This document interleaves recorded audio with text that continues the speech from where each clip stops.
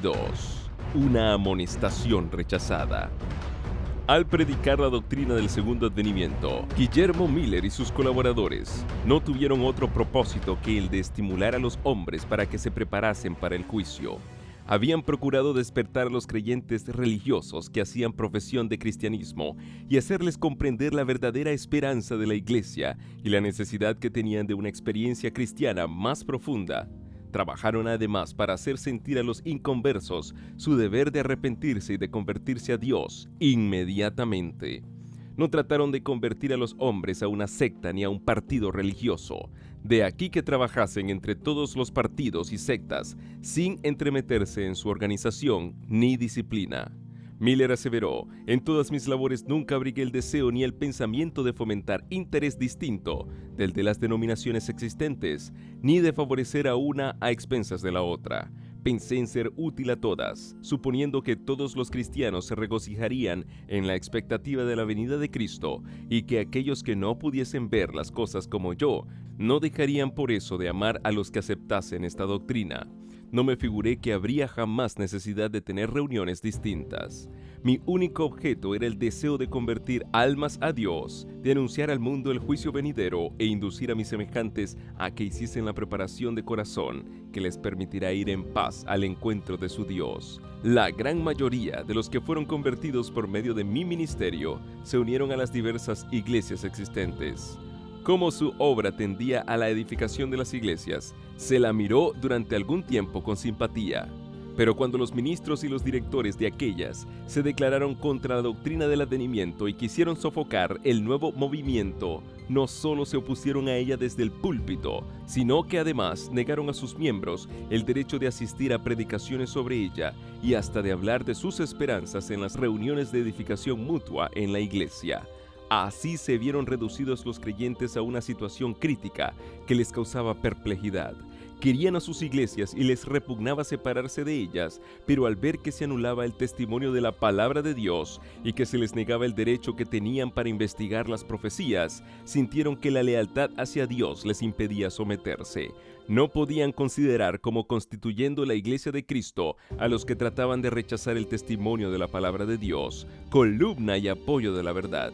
De ahí que se sintiesen justificados para separarse de la que hasta entonces fuera su comunión religiosa. En el verano de 1844, cerca de 50,000 personas se separaron de las iglesias. Por aquel tiempo se advirtió un cambio notable en la mayor parte de las iglesias de los Estados Unidos de Norteamérica. Desde hacía muchos años venía observándose una conformidad cada vez mayor con las prácticas y costumbres mundanas y una decadencia correspondiente en la vida espiritual. Pero en aquel año se notó repentinamente una decadencia aún más acentuada en casi todas las iglesias del país. Aunque nadie parecía capaz de indicar la causa de ella, el hecho mismo fue muy notado y comentado, tanto por la prensa como desde el púlpito. En una reunión del Presbiterio de Filadelfia, el señor Barnes, autor de un comentario de uso muy general y pastor de una de las principales iglesias de dicha ciudad, declaró que ejercía el ministerio desde hacía 20 años y que nunca antes de la última comunión había administrado la Santa Cena sin recibir muchos o pocos nuevos miembros en la iglesia. Pero ahora, añadía, no hay despertamientos ni conversiones, ni mucho aparente crecimiento en la gracia en los que hacen profesión de religión, y nadie viene más a su despacho para conversar acerca de la salvación de sus almas. Con el aumento de los negocios y las perspectivas florecientes del comercio y de las manufacturas, ha aumentado también el espíritu mundano, y esto sucede en todas las denominaciones. En el mes de febrero del mismo año, el profesor Finney del Colegio de Oberlin dijo: hemos podido comprobar el hecho de que en general las iglesias protestantes de nuestro país han sido apáticas u hostiles con respecto a casi todas las reformas morales de la época. Existen excepciones parciales, pero no las suficientes para impedir que el hecho sea general. Tenemos además otro hecho más que confirma lo dicho, y es la falta casi universal de influencias reavivadoras en las iglesias. La apatía espiritual lo penetra casi todo y es por demás profunda, Así lo atestigua la prensa religiosa de todo el país. De modo muy general, los miembros de las iglesias se están volviendo esclavos de la moda, se asocian con los impíos en diversiones, bailes, festejos, pero no necesitamos extendernos largamente sobre tan doloroso tema. Basta con que las pruebas aumenten y nos abrumen para demostrarnos que las iglesias en general están degenerando de un modo que da pena.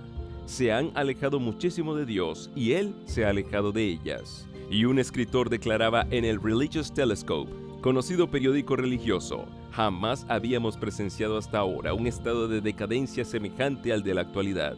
En verdad que la iglesia debería despertar y buscar la causa de este estado aflictivo, pues tal debe ser para todo aquel que ama a Sión. Cuando recordamos cuán pocos son los casos de verdadera conversión y la impenitencia sin igual y la dureza de los pecadores, exclamamos casi involuntariamente: ¿se ha olvidado Dios de tener misericordia? ¿O está cerrada la puerta de la gracia?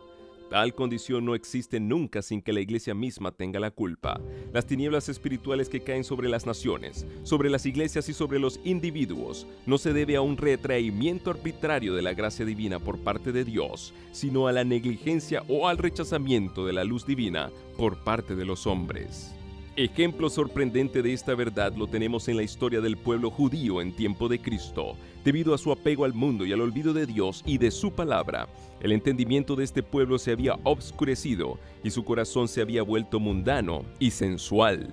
Así permaneció en la ignorancia respecto al advenimiento del Mesías y en su orgullo e incredulidad rechazó al Redentor. Pero ni aún entonces Dios privó a la nación judía de conocer o participar en las bendiciones de la salvación. Pero los que rechazaron la verdad perdieron todo deseo de obtener el don del cielo. Ellos habían hecho de la luz tinieblas y de las tinieblas luz, hasta que la luz que había en ellos se volvió tinieblas, y cuán grandes fueron aquellas tinieblas. Conviene a la política de Satanás que los hombres conserven las formas de religión, con tal que carezcan de piedad vital. Después de haber rechazado el Evangelio, los judíos siguieron conservando ansiosamente sus antiguos ritos y guardaron intacto su exclusivismo nacional, mientras que ellos mismos no podían menos que confesar que la presencia de Dios ya no se manifestaba más entre ellos. La profecía de Daniel señalaba de modo tan exacto el tiempo de la venida del Mesías y predecía tan a las claras su muerte que ellos trataban de desalentar el estudio de ella, y finalmente los rabinos pronunciaron una maldición sobre todos los que intentaran computar el tiempo. En su obcecación e impenitencia, el pueblo de Israel ha permanecido durante 1800 años indiferente a los ofrecimientos de salvación gratuita, así como a las bendiciones del Evangelio, de modo que constituye una solemne y terrible advertencia del peligro que se corre al rechazar la luz del cielo. Doquiera que esta causa exista, seguirán los mismos resultados. Quien deliberadamente mutila su conciencia del deber, porque ella está en pugna con sus inclinaciones, acabará por perder la facultad de distinguir entre la verdad y el error. La inteligencia se entenebrece, la conciencia se inciviliza, el corazón se endurece y el alma se aparta de Dios. Donde se desdeña o se desprecia la verdad divina, la iglesia se verá envuelta en tinieblas, la fe y el amor se enfriarán y enfrentarán el desvío y la disensión. Los miembros de las iglesias concentran entonces sus intereses y energías en asuntos mundanos y los pecadores se endurecen en su impenitencia. El mensaje del primer ángel en el capítulo 14 del Apocalipsis, que anuncia la hora del juicio de Dios y que exhorta a los hombres a que le teman y adoren, tenía por objetivo separar de las influencias corruptoras del mundo al pueblo que profesaba ser de Dios y despertarlo para que viera su verdadero estado de mundanalidad y apostasía. Con este mensaje Dios había enviado a la iglesia un aviso que, de ser aceptado, habría curado los males que la tenían apartada de Él. Si los cristianos hubiesen recibido el mensaje del cielo, humillándose ante el Señor y tratando sinceramente de prepararse para comparecer ante su presencia, el Espíritu y el poder de Dios se habrían manifestado entre ellos. La iglesia habría vuelto a alcanzar aquel bendito estado de unidad, fe y amor que existía en tiempos apostólicos cuando la muchedumbre de los creyentes era de un mismo corazón y de una misma alma, y hablaron la palabra de Dios con denuedo cuando el Señor añadía a la iglesia a los salvados de día en día. Hechos 4:32. 31, 2:47. Si los que profesan pertenecer a Dios recibiesen la luz tal cual brilla sobre ellos al dimanar de su palabra, alcanzarían esa unidad por la cual oró Cristo y que el apóstol describe como la unidad del Espíritu en el vínculo de la paz. Hay, dice, un mismo cuerpo y un mismo espíritu, así como fuisteis llamados en una misma esperanza de vuestra vocación, un mismo Señor, una misma fe, un mismo bautismo. Efesios 4, 3 al 5. Tales fueron los resultados benditos experimentados por los que aceptaron el mensaje del advenimiento. Provenían de diferentes denominaciones, y sus barreras confesionales cayeron al suelo. Los credos opuestos se hicieron añicos. La esperanza antibíblica de un milenio temporal fue abandonada. Las ideas erróneas sobre el segundo advenimiento fueron enmendadas. El orgullo y la conformidad con el mundo fueron extirpados. Los agravios fueron reparados. Los corazones se unieron en la más dulce comunión, y el amor y el gozo reinaban por encima de todo. Si esta doctrina hizo esto para los pocos que la recibieron, lo mismo lo habría hecho para todos, si todos la hubiesen aceptado. Pero las iglesias en general no aceptaron la amonestación. Sus ministros que, como centinelas a la casa de Israel, hubieran debido ser los primeros en discernir las señales de la venida de Jesús, no habían aprendido la verdad, fuese por el testimonio de los profetas o por las señales de los tiempos. Como las esperanzas y ambiciones mundanas llenaban su corazón, el amor a Dios y la fe en su palabra se habían enfriado, y cuando la doctrina del advenimiento fue presentada, solo despertó sus prejuicios e incredulidad. La circunstancia de ser predicado el mensaje mayormente por laicos se presentaba como argumento desfavorable. Como antiguamente se oponían al testimonio claro de la palabra de Dios con la pregunta: ¿ha creído en él alguno de los príncipes o de los fariseos? Y al ver cuán difícil era refutar los argumentos sacados de los pasajes proféticos, muchos dificultaban el estudio de las profecías, enseñando que los libros proféticos estaban sellados y que no se podían entender. Multitudes que confiaban implícitamente en sus pastores se negaron a escuchar el aviso, y otros, aunque convencidos de la verdad, no se atrevían a proclamarlo, por no ser echados de la sinagoga. El mensaje que Dios había enviado para probar y purificar la iglesia reveló con exagerada evidencia cuán grande era el número de los que habían concentrado sus afectos en este mundo, más bien que en Cristo. Los lazos que los unían a la tierra eran más fuertes que los que les atraían hacia el cielo. Prefirieron escuchar la voz de la sabiduría humana y no hicieron caso del mensaje de verdad destinado a escudriñar los corazones. Al rechazar la amonestación del primer ángel, rechazaron los medios que Dios había provisto para su redención. Despreciaron al mensajero misericordioso que habría enmendado los males que los separaban de Dios, y con mayor ardor volvieron a buscar la amistad del mundo. Tal era la causa del terrible estado de mundanalidad, apostasía y muerte espiritual que imperaba en las iglesias en 1844. En el capítulo 14 de Apocalipsis, el primer ángel es seguido de otro que dice: Caída, caída es la gran Babilonia, la cual ha hecho que todas las naciones beban del vino de la ira de su fornicación. Apocalipsis 14:8. La palabra Babilonia deriva de Babel y significa confusión. Se emplea en las Santas Escrituras para designar las varias formas de religiones falsas y apóstatas. En el capítulo 17 del Apocalipsis, Babilonia está simbolizada por una mujer, figura que se emplea en la Biblia para representar una iglesia, siendo una mujer virtuosa símbolo de una iglesia pura y una mujer vil de una iglesia apóstata. En la Biblia, el carácter sagrado y permanente de la relación que existe entre Cristo y su iglesia está representado por la unión del matrimonio. El Señor se ha unido con su pueblo en alianza solemne, prometiendo Él ser su Dios, y el pueblo, a su vez, comprometiéndose a ser suyo y solo suyo. Dios dice: te desposaré conmigo para siempre. Sí, te desposaré conmigo en justicia y en rectitud, y en misericordia y en compasiones. Oseas 2:19. Y también: yo soy vuestro esposo. Jeremías 3:14. Y San Pablo emplea la misma figura en el Nuevo Testamento cuando dice: os he desposado a un marido para presentaros como una virgen pura a Cristo. 2 Corintios 11:2. La infidelidad a Cristo, de que la iglesia se hizo culpable al dejar enfriarse la confianza y el amor a que Él le unieran, y al permitir que el apego a las cosas mundanas llenase su alma, es comparada a la violación del voto matrimonial. El pecado que Israel cometió al apartarse del Señor está representado bajo esta figura, y el amor maravilloso de Dios que ese pueblo despreció está descrito de modo conmovedor. Te di juramento y entré en pacto contigo, dice Jehová el Señor, y viniste a ser mía, y fuiste sumamente hermosa y prosperaste hasta llegar a dignidad real, y salió tu renombre entre las naciones en atención a tu hermosura, la cual era perfecta a causa de mis adornos que yo había puesto sobre ti. mas pusiste tu confianza en tu hermosura y te prostituiste a causa de tu renombre. Así como una mujer es desleal a su marido, así vosotros habéis sido desleales para conmigo, oh casa de Israel, dice Jehová. Mujer adúltera, que en vez de tu marido admites los extraños. Ezequiel 16:8, 13 al 15, 32, Jeremías 3:20. En el Nuevo Testamento se hace uso de un lenguaje muy parecido para con los cristianos profesos que buscan la amistad del mundo más que el favor de Dios. El apóstol Santiago dice: almas adúlteras, ¿no sabéis acaso que la amistad del mundo es enemistad contra Dios? Aquel pues que quisiere ser amigo del mundo, se hace enemigo de Dios. Santiago 4:4. La mujer Babilonia de Apocalipsis 17 está descrita como vestida de púrpura y escarlata, y adornada de oro y piedras preciosas y perlas, teniendo en su mano un cáliz de oro lleno de abominaciones, es decir, las inmundicias de sus fornicaciones, y en su frente tenía un nombre escrito: Misterio, Babilonia la Grande, madre de las rameras. El profeta dice: vi a aquella mujer embriagada de la sangre de los santos y de la sangre de los mártires de Jesús. Se declara además que Babilonia es aquella gran ciudad, la cual tiene el imperio sobre los reyes de la tierra. Apocalipsis 17, 16, 18.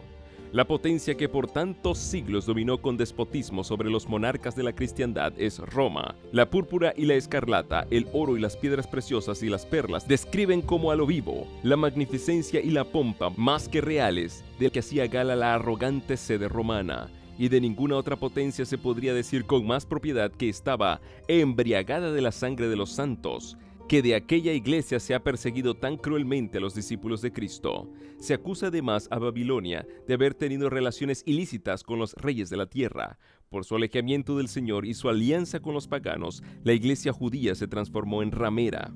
Roma se corrompió de igual manera al buscar el apoyo de los poderes mundanos y por consiguiente recibe la misma condenación. Se dice que Babilonia es madre de las rameras. Sus hijas deben simbolizar las iglesias que se atienen a sus doctrinas y tradiciones y siguen su ejemplo sacrificando la verdad y la aprobación de Dios para formar alianza ilícita con el mundo. El mensaje de Apocalipsis 14, que anuncia la caída de Babilonia, debe aplicarse a comunidades religiosas que un tiempo fueron puras y luego se han corrompido. En vista de que este mensaje sigue al aviso del juicio, debe ser proclamado en los últimos días y no puede por consiguiente referirse solo a la iglesia romana, pues dicha iglesia está en condición caída desde hace muchos siglos. Además, en el capítulo 18 del Apocalipsis se exhorta al pueblo de Dios a que salga de Babilonia. Según este pasaje de la Escritura, muchos del pueblo de Dios deben estar aún en Babilonia. ¿Y en qué comunidades religiosas se encuentra actualmente la mayoría de los discípulos de Cristo? Sin duda alguna en las varias iglesias que profesan la fe protestante. Al nacer, esas iglesias se decidieron noblemente por Dios y la verdad, y la bendición divina las acompañó. Aún el mundo incrédulo se vio obligado a reconocer los felices resultados de la aceptación de los principios del Evangelio. Se les aplican las palabras del profeta a Israel: salió tu renombre entre las naciones, en atención a tu hermosura, la cual era perfecta a causa de mis adornos que yo había puesto sobre ti, dice Jehová el Señor. Pero esas iglesias cayeron víctimas del mismo deseo que causó la maldición y la ruina de Israel, el deseo de imitar las prácticas de los impíos y de buscar su amistad. Pusiste tu confianza en tu hermosura y te prostituiste a causa de tu renombre. Ezequiel 16, 14 y 15. Muchas de las iglesias protestantes están siguiendo el ejemplo de Roma y se unen inicuamente con los reyes de la tierra. Así obran las iglesias del Estado en sus relaciones con los gobiernos seculares y otras denominaciones en su afán de captarse el favor del mundo. Y la expresión Babilonia, confusión, puede aplicarse acertadamente a esas congregaciones que, aunque declaran todas que sus doctrinas derivan de la Biblia, están sin embargo divididas en un sinnúmero de sectas con credos y teorías muy opuestos. Además de la unión pecaminosa con el mundo, las iglesias que se separaron de Roma presentan otras características de esta. Una obra católica romana arguye que, si la iglesia romana fue alguna vez culpable de idolatría con respecto a los santos, su hija, la iglesia anglicana, es igualmente culpable, pues tiene 10 iglesias dedicadas a María por una dedicada a Cristo. Y el Dr. Hopkins, en un tratado sobre el milenio, declara: no hay razón para creer que el espíritu y las prácticas anticristianas se limiten a la que se llama actualmente la Iglesia romana. Las iglesias protestantes tienen en sí mucho del anticristo y distan mucho de haberse reformado enteramente de las corrupciones e impiedades. Respecto a la separación entre la Iglesia presbiteriana y la de Roma, el Dr. Guthrie escribe: hace 300 años que nuestra Iglesia, con una Biblia abierta en su bandera y el lema "Escudriñad las Escrituras" en su rollo de pergamino, salió de las puertas de Roma. Luego hace la significativa pregunta: ¿salió del todo de Babilonia? La Iglesia de Inglaterra, dice Spurgeon, parece estar completamente roída por la doctrina de que la salvación se encuentra en los sacramentos. Pero los disidentes parecen estar tan hondamente contaminados por la incredulidad filosófica.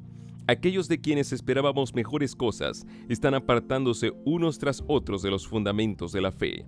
Creo que el mismo corazón de Inglaterra está completamente carcomido por una incredulidad fatal que hasta se atreve a subir al púlpito y llamarse cristiana. ¿Cuál fue el origen de la gran apostasía? ¿Cómo comenzó a apartarse la Iglesia de la sencillez del Evangelio? Conformándose a las prácticas del paganismo para facilitar a los paganos la aceptación del cristianismo. El apóstol Pablo dijo acerca de su propio tiempo: ya está obrando el misterio de iniquidad, 2 de Tesalonicenses 2:7.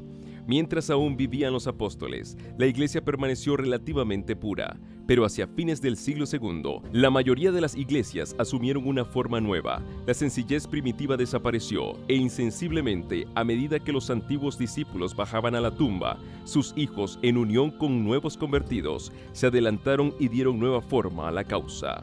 Para aumentar el número de los convertidos, se rebajó el alto nivel de la fe cristiana, y el resultado fue que una ola de paganismo anegó la Iglesia, trayendo consigo sus costumbres, sus prácticas y sus ídolos.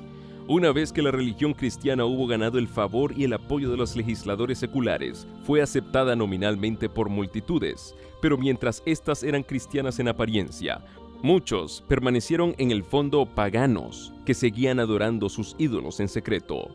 ¿No ha sucedido otro tanto en casi todas las iglesias que se llaman protestantes? Cuando murieron sus fundadores, que poseían el verdadero espíritu de reforma, sus descendientes se adelantaron y dieron nueva forma a la causa, mientras se atenían ciegamente al credo de sus padres y se negaban a aceptar cualquiera verdad que fuese más allá de lo que veían. Los hijos de los reformadores se alejaron mucho de su ejemplo de humildad, de abnegación y de renunciación al mundo. Así la simplicidad primitiva desaparece. Una ola de mundanalidad invade la iglesia trayendo consigo sus costumbres, sus prácticas y sus ídolos. ¡Ay! ¿Hasta qué grado esa amistad del mundo, que es enemistad contra Dios, es fomentada actualmente entre los que profesan ser discípulos de Cristo? ¿Cuánto no se han alejado las iglesias nacionales de toda la cristiandad, del modelo bíblico de humildad, abnegación, sencillez y piedad? Juan Wesley decía, al hablar del buen uso del dinero: no malgastéis nada de tan precioso talento, tan solo por agradar a los ojos con superfluos y costosos atavíos o con adornos innecesarios. No gastéis parte de él adornando prolijamente vuestras casas con muebles inútiles y costosos, con cuadros costosos, pinturas y adornos. No gastéis nada para satisfacer la soberbia de la vida, ni para obtener la admiración de los hombres. Siempre que te halagues a ti mismo, los hombres hablarán bien de ti. Siempre que te vistas de púrpura y de lino fino blanco y tengas banquetes espléndidos todos los días, no faltará quien aplauda tu elegancia, tu buen gusto, tu generosidad y tu rumbosa hospitalidad. Pero no vayas a pagar tan caros sus aplausos. Conténtate más bien con el honor que viene de Dios. Wesley Works, Sermón 50 sobre el uso del dinero. Pero muchas iglesias actuales desprecian estas enseñanzas. Está de moda en el mundo hacer profesión de religión. Gobernantes, políticos, abogados, médicos y comerciantes se unen a la iglesia para asegurarse el respeto y la confianza de la sociedad y así promover sus intereses mundanos. Tratan de cubrir todos sus procederes injustos con el manto de la religiosidad.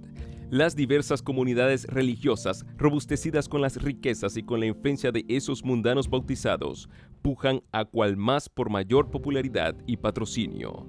Iglesias magníficas, embellecidas con el más extravagante despilfarro, se yerguen en las avenidas más ricas y más pobladas. Los fieles visten con lujo y a la moda. Se pagan grandes sueldos a ministros elocuentes para que entretengan y atraigan a la gente. Sus sermones no deben aludir a los pecados populares, sino que deben ser suaves y agradables, como para los oídos de un auditorio elegante.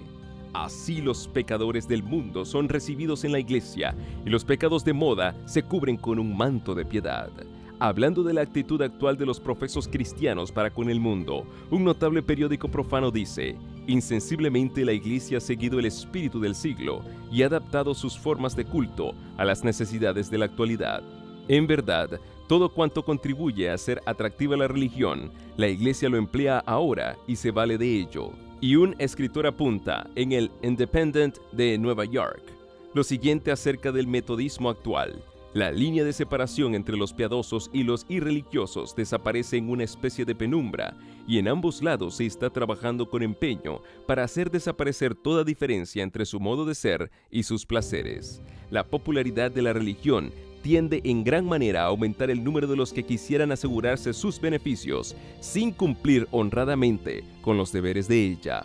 Howard Crosby dice: motivo de hondo pesar es el hecho de que la Iglesia de Cristo esté cumpliendo tan mal los designios del Señor. Así como los antiguos judíos dejaron que el trato familiar con las naciones idólatras alejara sus corazones de Dios, así también ahora la Iglesia de Jesús, merced al falso consorcio con el mundo incrédulo, está abandonando los métodos divinos de su verdadera vida y doblegándose a las costumbres perniciosas, si bien a menudo plausibles, de una sociedad anticristiana, valiéndose de argumentos y llegando a conclusiones ajenas a la revelación de Dios y directamente opuestas a todo crecimiento en la gracia. En esta marea de mundanalidad y de afán por los placeres, el espíritu de desprendimiento y de sacrificio personal por el amor de Cristo ha desaparecido casi completamente. Algunos de los hombres y mujeres que actúan hoy en esas iglesias aprendieron, cuando niños, a hacer sacrificios para poder dar o hacer algo por Cristo. Pero ahora, si se necesitan fondos, no hay que pedirle nada a nadie.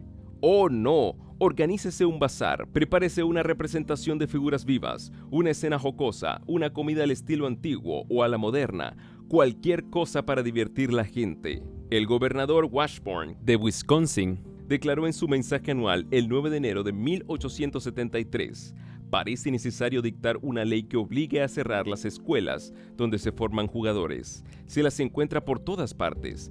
Hasta se ven iglesias que, sin saberlo indudablemente, hacen a veces la obra del diablo. Los conciertos y las representaciones de beneficio, así como las rifas que se hacen, a veces con fines religiosos o de caridad, pero a menudo con propósitos menos dignos, loterías, premios, no son sino estratagemas para recaudar dinero sin dar un valor correspondiente. No hay nada tan desmoralizador y tan embriagador, especialmente para los jóvenes, como la adquisición de dinero o de propiedad sin trabajo. Si personas respetables toman parte en esas empresas de azar y acallan su conciencia con la reflexión de que el dinero está destinado a un buen fin, nada de raro tiene que la juventud del Estado caiga tan a menudo en los hábitos que con casi toda seguridad engendra la afición a los juegos de azar. El espíritu de conformidad con el mundo está invadiendo las iglesias por toda la cristiandad. Roberto Atkins, en un sermón predicado en Londres, pinta un cuadro sombrío del decaimiento espiritual que predomina en Inglaterra. Los hombres verdaderamente justos están desapareciendo de la tierra sin que a nadie se le importe algo.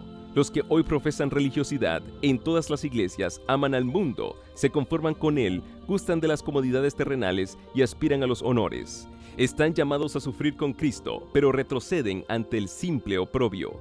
Apostasía, apostasía, apostasía. Es lo que está grabado en el frontis mismo de cada iglesia, y si lo supiesen o sintiesen, habría esperanza, pero ¡ay! Lo que se oye es decir: rico soy y estoy lleno de bienes y nada me falta. El gran pecado de que se acusa a Babilonia es que ha hecho que todas las naciones beban del vino de la ira de su fornicación.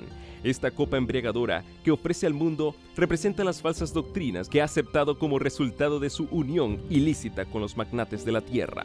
La amistad con el mundo corrompe su fe, y a su vez Babilonia ejerce influencia corruptora sobre el mundo, enseñando doctrinas que están en pugna con las declaraciones más claras de la Sagrada Escritura. Roma le negó la Biblia al pueblo y exigió que en su lugar todos aceptasen sus propias enseñanzas. La obra de la Reforma consistió en devolver a los hombres la palabra de Dios. Pero, ¿no se ve acaso que en las iglesias de hoy lo que se enseña a los hombres es a fundar su fe en el credo y en las doctrinas de su iglesia antes que en las Sagradas Escrituras? Hablando de las iglesias protestantes, Carlos Beecher dice: retroceden ante cualquier palabra severa que se diga contra sus credos con la misma sensibilidad con la que los santos padres se habrían estremecido ante una palabra dura pronunciada contra la veneración creciente que estaban fomentando por los santos y los mártires. Las denominaciones evangélicas protestantes se han atado mutuamente las manos, de tal modo que nadie puede hacerse predicador entre ellas sin haber aceptado primero la autoridad de algún libro aparte de la Biblia. No hay nada de imaginario en la aseveración de que el poder del credo está ahora empezando a proscribir la Biblia, tan ciertamente como lo hizo Roma, aunque de un modo más sutil. Sermón sobre la Biblia como credo suficiente, predicado en Fort Wayne, Indiana, el 22 de febrero de 1846. Cuando se levantan maestros verdaderos para explicar la palabra de Dios, levántanse también hombres de saber, ministros que profesan comprender las santas escrituras, para denunciar la sana doctrina como si fuera herejía, alejando así a los que buscan la verdad. Si el mundo no estuviese fatalmente embriagado con el vino de Babilonia, multitudes se convencerían y se convertirían por medio del conocimiento de las verdades claras y penetrantes de la palabra de Dios. Pero la fe religiosa aparece tan confusa y discordante que el pueblo no sabe qué creer ni qué aceptar como verdad. La iglesia es responsable del pecado de impenitencia del mundo. El mensaje del segundo ángel de Apocalipsis 14 fue proclamado por primera vez en el verano de 1844 y se aplicaba entonces más particularmente a las iglesias de los Estados Unidos de Norteamérica, donde la amonestación del juicio había sido también más ampliamente proclamada y más generalmente rechazada, y donde el decaimiento de las iglesias había sido más rápido. Pero el mensaje del segundo ángel no alcanzó su cumplimiento total en 1844. Las iglesias decayeron entonces moralmente por haber rechazado la luz del mensaje del advenimiento, pero este decaimiento no fue completo. A medida que continuaron rechazando las verdades especiales para nuestro tiempo, fueron decayendo más y más. Sin embargo, aún no se puede decir: caída, caída es la gran Babilonia, la cual ha hecho que todas las naciones beban del vino de la ira de su fornicación. Aún no ha dado de beber a todas las naciones. El espíritu de conformidad con el mundo y de indiferencia hacia las verdades que deben servir de prueba en nuestro tiempo existe y ha estado ganando terreno en las iglesias protestantes de todos los países de la cristiandad, y estas iglesias están incluidas en la solemne y terrible amonestación del segundo ángel. Pero la apostasía aún no ha culminado. La Biblia declara que antes de la venida del Señor, Satanás obrará con todo poder y con señales y con maravillas mentirosas y con todo el artificio de la injusticia, y que todos aquellos que no admitieron el amor de la verdad para ser salvos serán dejados para que reciban la eficaz operación de error a fin de que crean a la mentira. Segunda de Tesalonicenses 2, 9 al 11. La caída de Babilonia no será completa, sino cuando la iglesia se encuentre en este estado y la unión de la iglesia con el mundo se haya consumado en toda la cristiandad. El cambio es progresivo y el cumplimiento perfecto de Apocalipsis 14:8 está aún reservado para lo porvenir. A pesar de las tinieblas espirituales y del alejamiento de Dios que se observan en las iglesias que constituyen Babilonia, la mayoría de los verdaderos discípulos de Cristo se encuentran aún en el seno de ellas. Muchos de ellos no han oído nunca proclamar las verdades especiales para nuestro tiempo. No pocos están descontentos con su estado actual y tienen sed de más luz. En vano buscan el Espíritu de Cristo en las iglesias a las cuales pertenecen. Como estas congregaciones se apartan más y más de la verdad y se van uniendo más y más con el mundo, la diferencia entre ambas categorías de cristianos se irá acentuando hasta quedar consumada la separación. Llegará el día en que los que aman a Dios sobre todas las cosas no podrán permanecer unidos con los que son amadores de los placeres, más bien que amadores de Dios, teniendo la forma de la piedad, mas negando el poder de ella. El capítulo 18 del Apocalipsis indica el tiempo en que, por haber rechazado la triple amonestación de Apocalipsis 14, 6 al 12, la iglesia alcanzará el estado predicho por el segundo ángel, y el pueblo de Dios, que se encontrare aún en Babilonia, será llamado a separarse de la comunión de esta. este mensaje será el último que se dé al mundo y cumplirá su obra, cuando los que no creen a la verdad, sino que se complacen en la injusticia, segunda de Tesalonicenses 2:12, sean dejados para sufrir tremendo desengaño y para que crean a la mentira. Entonces la luz de la verdad brillará sobre todos aquellos cuyos corazones estén abiertos para recibirla, y todos los hijos del Señor que quedaren en Babilonia oirán el llamamiento: salid de ella, pueblo mío. Apocalipsis 18:4.